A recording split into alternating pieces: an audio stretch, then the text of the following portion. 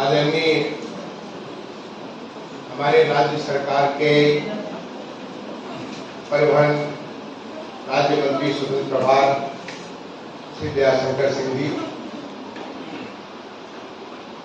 आदरणीय प्रोफेसर रजनीश कुमार शुक्ला जी, पूर्व कुलपति महात्मा गांधी अंतर्राष्ट्रीय हिंदी विश्वविद्यालय वर्धा एवं आचार्य एवं अध्यक्ष तुलनात्मक धर्म दर्शन विभाग पूर्णानंद संस्कृत विश्वविद्यालय वाराणसी, श्री सौरभ सिंह जी जो एक विचारक और लेखक हैं, आदरणीय प्रोफेसर प्रदीप कुमार शर्मा जी जो कि वर्तमान में हमारे मंडल मुख्यालय आजमगढ़ में महाराजा सुहेल देव राज्य विश्वविद्यालय के कुलपति हैं, रेखा ये नक्षत्र फाउंडेशन की संरक्षक रेखा जी, ऋचा जी, आज के इस दूसरे शैक्षिक दक्षता वृद्धि व्याख्यान माला के क्रम में नई शिक्षा नीति के परिप्रेक्ष्य में शिक्षा का बदलता प्रवेश विषय पर उपस्थित हमारे तमाम सारे सम्मानित अतिथिगण, राजकुंवर सिंह जी, शुभम जी, इस महाविद्यालय के प्राध्यापक, यहाँ के बच्चे और अन्य यहाँ का स्टाफ, मैं सबसे पहले तो हमारे माननीय मंत्री जी को बहुत बहुत धन्यवाद देना चाहूँगा। इतने सरल स्वभाव के हैं कि मैंने एक बार उन्हें पहला तो उनसे जब मैंने निवेदन किया कि मेरे गांव में काली माता के मंदिर का एक प्राचीन मंदिर था, प्राचीन वहाँ पे स्थापना थी, उसका जीर्णोद्धार करके एक नया स्वरूप दिया गया है, आप आए और उसको जो उद्घाटन करें। माननीय मंत्री जी कुछ तकलीफ दस्तावेज सिर्फ समय से नहीं आ पाए, थोड़ा विलंब हुआ, लेकिन अवश्य पहुंचे और पहुंच करके उन्होंने माननीय हमारी माता काली माता का आशीर्वाद लिया और वहां उसको सराहा भी, उस कार्य को सराहा भी। जब उन्होंने मध्याह्न भोजन के बाद मैंने उनसे निवेदन किया कि इस समय मैं ऐसी एक व्याख्यान माला जो मुख्य सचिव के रूप में उत्तर सचिवालय में करता था, नक्षत्र फाउंडेशन के माध्यम से आज शुभम जी के सौजन्य से आज यहाँ पे 2 कार्यशाला, एक सुबह और एक शाम को कर रहा हूँ। उसमें भी अगर आप उपस्थित हो सके तो बच्चों को बहुत प्रेरणा मिलेगी। उत्तर प्रदेश सरकार के वरिष्ठ मंत्री का उनके उद्बोधन, उनके आशीर्वाद से आपको प्रेरणा मिलेगी अगर आप आए तो। सर बहुत बहुत धन्यवाद। आपने बगैर कुछ मुझे नहीं मालूम कि माननीय मंत्री जी के आगे क्या कार्यक्रम है, लेकिन उन्होंने मुझसे एक बार भी इसको नहीं कहा कि मेरा कहीं यहाँ भी हूँ वहाँ भी हूँ, कहा चलिए आपके साथ चलते। तो वो बगैर किसी पहले से मैं शुभम से पूछा था, न राजकुमार जी से पूछा था, बाद में शुभम को फोन किया कि मैं माननीय मंत्री जी को लेकर आ रहा हूँ। सर आपको बहुत बहुत धन्यवाद। ये जो आज की कार्यशाला का जो सुबह कार्यक्रम था, इस विषय को मैंने ही चुना। सुबह मैंने बहुत विस्तार में बात की थी कि मैंने 2 विषय चुना, इसलिए मैं इस विषय पे नहीं जाऊंगा। अब ये कार्यशाला अपने अंतिम सोपान पे पहुंच चुकी, इसलिए विषय वस्तु के बारे में भी मैं बहुत ज्यादा बात नहीं करूंगा। इतने विद्वान जो कि पूर्णानंद संस्कृत विश्वविद्यालय, मुझे मौका मिला मुख्य सचिव के रूप में उस विश्वविद्यालय को नया परिवेश देने के लिए, अगर आप जाकर के देखेंगे उसके एक नए कलेवर में, नए परिवेश में मुझे ये कहीं से आदेश मिला और मैं जाकर के उसको बहुत काम किया। तो उस नए परिवेश के बारे में इतने ज्ञान के साथ आपने इतना सब कुछ अनुभव वहाँ पे शेयर किया है, तो मुझे उसके विषय में बहुत कुछ बात नहीं करनी। यहाँ पर हमारे ये महाविद्यालय जिस विश्वविद्यालय के अंडर में है, उस विश्वविद्यालय के कुलपति महोदय स्वयं यहाँ मौजूद है, उन्होंने इस विषय पे बात रखी। सौरभ सिंह जी जो बहुत सारी बातें उन्होंने बात रखी थी, इस विषय पे बहुत कुछ बात करने की मैं नहीं बर्ताव करूंगा, लेकिन कुछ चंद प्रैक्टिकल बातें मैं करूंगा, क्योंकि अभी ये कार्यशाला यहाँ पे समाप्त हो रही है और समाप्त होने के बाद फिर आप एक बार सोचोगे कि कोई फिल्म देखा, उस फिल्म में क्या हमने देखा, क्या पाया, कुछ पाया भी कि नहीं पाया, आगे उससे कुछ करना भी कि नहीं करना, ये बात आप विचार करोगे, सोचो। हो सकता है उसमें कुछ लोग उसमें लगे कि उसमें बहुत सारी चीजें पाई, कुछ लोग सोचे बेकार का टाइम हमको जो है बुलाया गया था, 2 बजे का स्टार्ट किया गया 3 बजे, और वो भी कहा था 4 बजे खत्म किया 5 बजे। ये हमारा समय व्यर्थ किया गया। उससे हम घर में बैठे आराम से सोते, आराम करते, कुछ और गपशप करते, ये हमारा समय बर्बाद। ऐसी बात कुछ लोग सोचे। कुछ लोग बीच वाले भी होंगे, कुछ लोगों को लाभ मिलेगा, कुछ का थोड़ा लाभ मिलेगा। ऐसा है कि मिलता तो सबको सब कुछ है, लेकिन उसमें से कौन कितना निकाल पाता उसकी योग्यता पर निर्भर करता है, उसकी क्षमता पर निर्भर करता है ना। ये बात करता कि आप कितनी ग्राह्यता होती है, उस ग्रहण करके आपने क्या आगे के लिए सीखा। और इसी उद्देश्य से नक्षत्र फाउंडेशन के द्वारा यहाँ पे 2 कार्यशालाएं की गई। आपका विषय चुना गया नई शिक्षा नीति के परिप्रेक्ष्य में। नई शिक्षा नीति मतलब नई राष्ट्रीय शिक्षा नीति, हमारे प्रदेश सरकार की या जिले की नीति नहीं, नई राष्ट्रीय शिक्षा नीति के परिप्रेक्ष्य में शिक्षा का बदलता परिवेश बहुत महत्वपूर्ण विषय है। क्योंकि पहले आपको आप कैसे मान के चलो, आप कभी मंदिर गए हो तो सामान्य तौर पे जब मंदिर जाते हो तो आप कहीं भी किसी भी रास्ते से मंदिर से नहीं जाते हो। लेकिन अगर बनारस में काशी विश्वनाथ जी का मंदिर को सावन के महीने में जाओगे दर्शन करने के लिए तो वहां लाइनें लगी रहेंगी और एक एक कतार से लोगों को जाना पड़ता है, न जाए तो स्टैंड पे हो जाएगा। ऐसे आप अगर तिरुपति बालाजी मंदिर जाओगे तो हमेशा वहां पे लाइन लगा के जाना पड़ता है ना। तो वो लाइन इसलिए लगाते हैं ताकि एक अनुशासन के हिसाब से लोग रफ्तार हो जाएंगे और फिर वो इधर नहीं जा सकते, उधर नहीं जा सकते, उसी रफ्तार में जाएंगे। लेकिन अगर आपको एक ऐसा मौका मिले कि आप कहीं से किसी रास्ते से जा सकते हो, तो ये आप पे निर्भर करता है कि आप भगवान के किस रूप को देखना चाहते हो, क्या पाना चाहते हो, कैसे पाना चाहते हो, कब पाना चाहते हो, ये आप पे निर्भर करेगा। आपकी योग्यता पे, आपकी पात्रता पे, आपके मन पे, आपके संकल्प पे, आपके विचार पे आपके निर्भर करेगा। आप क्या बनोगे आप पे निर्भर करेगा। तो जो पहले होता था कि एक अभी रजनीश जी बता रहे थे, प्रोफेसर रजनीश शुक्ला जी मुझसे उम्र में छोटे बताया कि मेरे छोटे भाई के साथ में तो मैं मान सकता हूँ कि मेरे छोटे में थे, मैं नाम रजनीश जी से कह रहा हूँ, फिर मैं प्रोफेसर साहब कहता। रजनीश जी कह रहे थे कि आपको अभी इतना सारा मौका दे दिया। आप फिजिक्स पढ़ते हो, फिजिक्स के साथ आप म्यूजिक में इंटरेस्ट है कि भाई सर हमको शास्त्रीय संगीत सीखना, वो भी कर सकते हो। आपको जो है आर्ट में, फाइन आर्ट्स में बहुत अच्छा लगता है, फाइन आर्ट्स भी कर सकते हो। अगर आपको लगता है आप पढ़ते रहे हो, आप जो साइंस पढ़ रहे हो, लेकिन हमको दर्शन में बड़ा आनंद आ रहा है, ये दर्शन को भी हम पढ़ सकते हैं, तो आपको एक इस प्रकार की फ्लेक्सिबिलिटी दे दी। ऐसा नहीं कि जहां जिस कतार में जाएगा, माँ बाप ने आपके विषय चुना उसी रफ्तार में आपके साथ और कुछ नहीं कर सकते। जो राष्ट्रीय शिक्षा नीति जो बनी, उस राष्ट्रीय शिक्षा नीति ने हमारे सारे रास्ते खोल दिए। हमको एक फलने फूलने पुष्पित होने के लिए तमाम सारे मौके, तमाम सारे अवसर खोल दिए। वैसे जैसे कि मुझे बड़ा मैं बहुत खुशी हुई, सुबह में इस बात के लिए धन्यवाद दूंगा। पिछले बार भी मैं बोल चुका हूँ और राजकुमार जी आपको भी मैं धन्यवाद दूंगा। जब मैं पिछले बार यहीं पे आया थे कुछ बोधन के लिए, तो कुछ 7-8 महीने पहले, तो मैंने जब देखा अपने ऋषियों की, महर्षि वशिष्ठ की का, महर्षि वाल्मीकि की, महर्षि वेदव्यास जी की, पराशर जी, ऐसे तमाम सारे महर्षियों की, रविन्द्रनाथ टैगोर की, यहाँ तुलसीदास जी की, कबीरदास की, रामानुजाचार्य की, जो देख सकते इतना मेरे देश की ऐसी ऐसी विभूतियां हैं, उन विभूतियों के अमृत वाणी को आपने यहाँ पे देखा। ये जब हमारे महर्षि वशिष्ठ थे तो वहां पे राम को भी पैदा करते थे, वहां पे जो है जो हमारे युद्ध कला में पारंगत थे उनको पैदा करते थे, कृषि कला में पारंगत थे उनको भी पैदा करते थे, जो व्यापार में बहुत अच्छा हो सकते उनको भी करते थे, जो उत्पादन कर सकते थे, जो तमाम किस्म का समाज की जरूरतें उनको पूरा कर सकते उसको भी करते थे। गुरुकुल में हमारे ऋषि महर्षि होते थे वो हर विषयों में पारंगत होते और हर विषय का वहां पढ़ाई होती थी और एक व्यवहारिक ज्ञान होता था।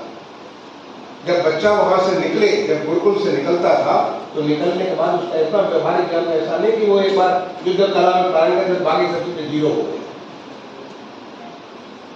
हमारे यहाँ तो ये हालत हो गई थी हमारी जो पढ़ाई करने के बाद, जो पोस्ट ग्रेजुएट को ग्रेजुएशन करने के बाद, हम तो इसके अलावा मुझे कुछ आता ही नहीं। मैंने IIT में पढ़ाई की। IIT कानपुर में वो एक ऐसा शिक्षा थी उस समय 1978-83 IIT कानपुर में पढ़ा। वो ऐसे शिक्षा थी जिसमें 10% हम ह्यूमैनिटीज पढ़ते थे। जब हम इंजीनियरिंग की जो तमाम सारी इतनी सारी ऐसे विषयों को पढ़ते थे तो हम साथ में दर्शन भी पढ़ते थे, हम इतिहास भी पढ़ते थे, हम अर्थशास्त्र भी पढ़ते थे, ये तमाम सारे विषयों का अध्ययन करते थे। और उसके करके हमारे एक प्रकार से हमें बहुत सारी नई नई जानकारी मिली। जब मैं सिडनी पढ़ने गया तो मुझे और भी ज्यादा फ्लेक्सिबिलिटी मिली। बहुत सारे हमें तमाम सारे ऐसे विषय चयन करने के मौका मिले जहां हमारी रुचि लगे कि हमको लगता है कि जो है ये आज की डेट में ये फला विषय जो वर्चुअल रियलिटी है, वर्चुअल रियलिटी उसमें नहीं आई थी, मुझे बड़ा इंटरेस्ट लगता था कि वर्चुअल रियलिटी क्या है। वर्चुअल आज की डेट में तो ई-कॉमर्स हो गया है। कहां से सामान आता है, कहां जाता है, कैसे जाता है, कुछ पता ही नहीं, लेकिन सब कुछ हो रहा है, सब कुछ हो रहा है, जैसे जादू जैसे हो रहा है। ये मैं बात कर रहा हूँ जब 1999 में मैं सिडनी में पढ़ा तो मुझे बड़ा अच्छा लगता था जो वर्चुअल रियलिटी, मैं वो भी कोर्स ज्वाइन करता। वो हमारे इंडिया से कहीं उसका दूर का रिश्ते नहीं था। मैं तो MBA करने गया लेकिन वो भी कोर्स ज्वाइन किया क्योंकि बहुत ज्यादा फ्लेक्सिबिलिटी। आज हमारी राष्ट्रीय शिक्षा नीति ऐसी फ्लेक्सिबिलिटी दे रही है कि आप कुछ भी कर सकते हैं। आज हमारी राष्ट्रीय शिक्षा नीति आपको एक योग्य इंसान बनाने के लिए तैयार कर रही है। आपको कोई अधिकारी बनाने के लिए, इंजीनियर और डॉक्टर बनाने के लिए नहीं, बल्कि एक योग्य इंसान बनाने के लिए, आपको सारे के सारे गुण डालने के लिए वो आपको कोशिश कर रही है। लेकिन ये आप पे निर्भर करता है कि आप कितना करते हो, कितना नहीं करते हो, आप में कितना अनुशासन है, कितना आप में ये जज्बा है कि हमको आगे बढ़ना है। आज हमारा शिक्षा नीति नहीं बदल रही परिवेश, आज हमारा पूरा देश बदल रहा है। देश की पूरी व्यवस्था बदल रही है। जिस प्रकार से गांव में चाहे जल जीवन मिशन के माध्यम से, स्वच्छ भारत के माध्यम से, जिस प्रकार से पूरे देश में जिस तरह के काम हो रहे हैं, पूरा देश बदल रहा है। और देश बदल ही नहीं रहा है। जो रजनीश जी भी बोल रहे थे कि माननीय प्रधानमंत्री जी ने सपना नहीं देखा, सपना देखा, मैं उससे सहमत नहीं हूं। सपना नहीं बल्कि संकल्प है। सपना और संकल्प में बहुत फर्क होता है।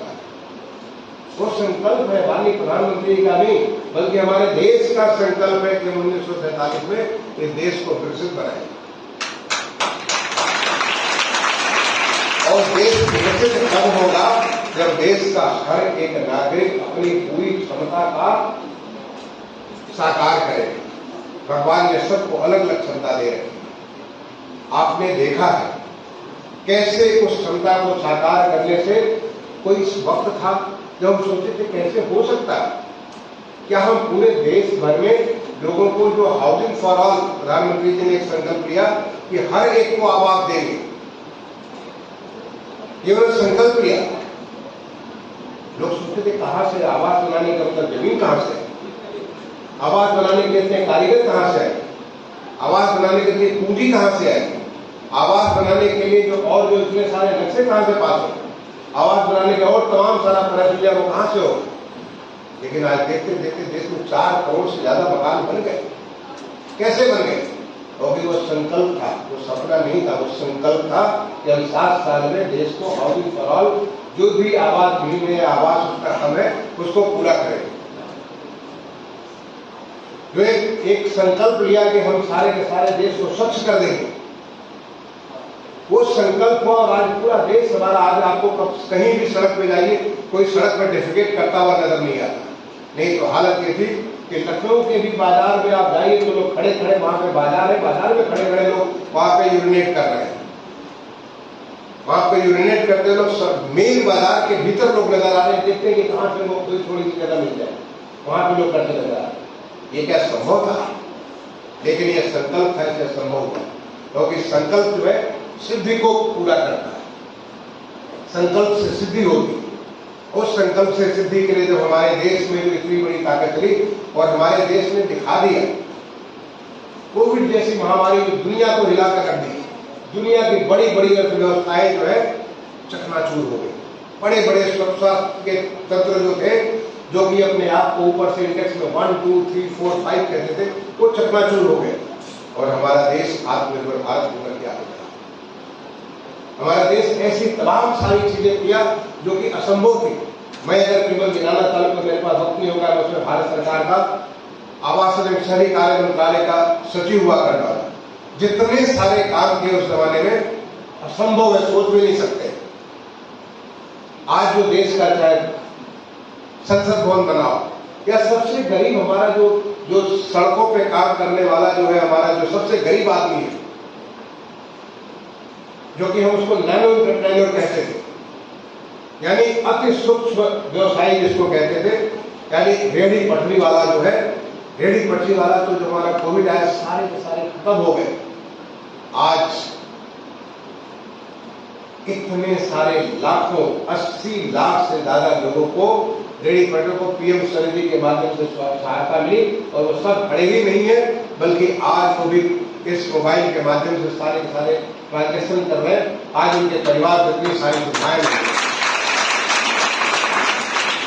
ये होती है संकल्प की शक्ति, और वो संकल्प की शक्ति है कि हमारे देश को 2047 में विकसित भारत बनाना है।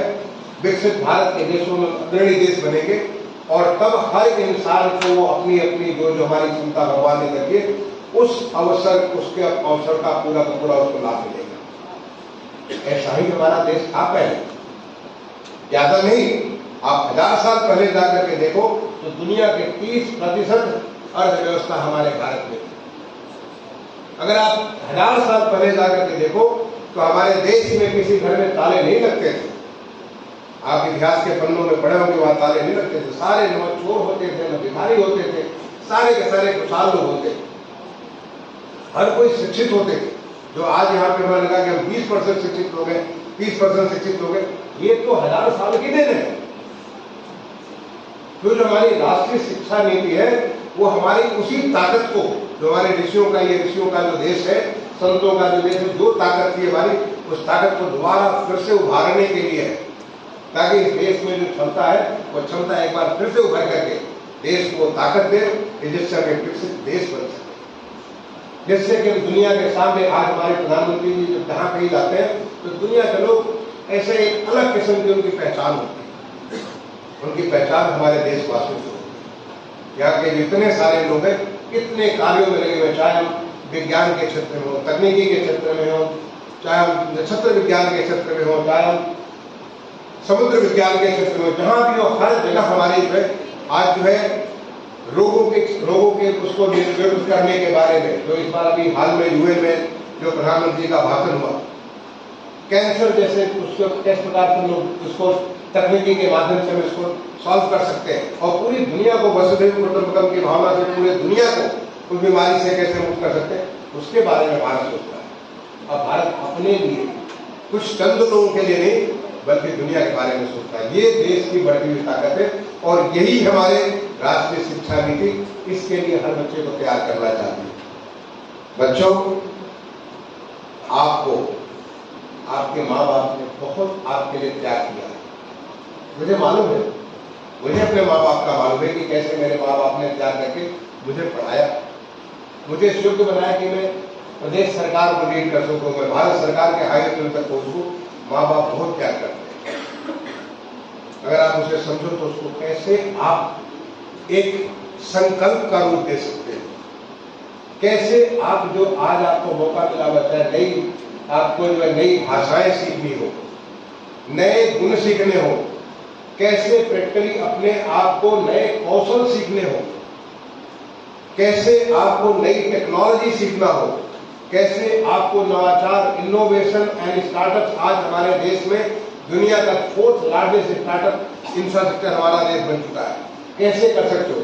आपको लगता है कि क्या स्टार्टअप जो आईआईटी में जहां भी स्टार्टअप आप कर सकते हो, मैं तो शुभम से कहूंगा कि यहाँ भी आप स्टार्टअप का एक कल्चर लाइए, बच्चों को सोच लाइए कि क्या ऐसा क्या कर सकते हैं जिससे कि हमारी माँ को तकलीफ कम हो, ऐसा क्या कर सकते हैं हमारे बाप को, हमारे पिता को, जो क्या वो खेती कर लो, व्यवसाय कर लो, व्यापार कर लो, तकलीफ कम हो।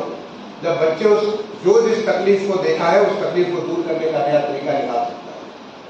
आपके पास कंप्यूटर है, आप पूरे दुनिया को वेब के माध्यम से पूरे दुनिया को देख सकते हो, जान सकते हो, नई नई टेक्नोलॉजी को समझ सकते हो। आज आर्टिफिशियल इंटेलिजेंस की बात हुई, आर्टिफिशियल इंटेलिजेंस के बारे में बता सकते हैं।